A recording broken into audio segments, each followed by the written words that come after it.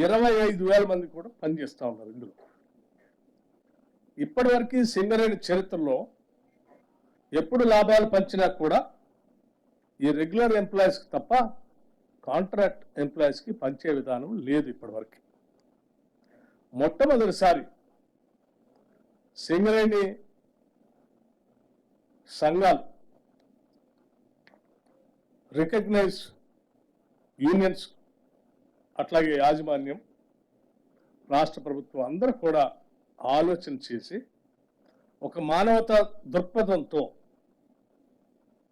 వీళ్ళు కూడా పనిచేస్తున్నారు కాబట్టి వీళ్ళకు కూడా కొంత మనం చేయాలనేటువంటి ఆలోచనతో మొట్టమొదటిసారి ఈ కాంట్రాక్ట్ ఎంప్లాయీస్ కూడా ఒక్కొక్కరికి 5,000 రూపాయల చొప్పున మొదటిసారి పంచుతా ఉన్నాము. ఇది సింగరేణి చరిత్రలో మొట్టమొదటిసారి. దీంతో పాటు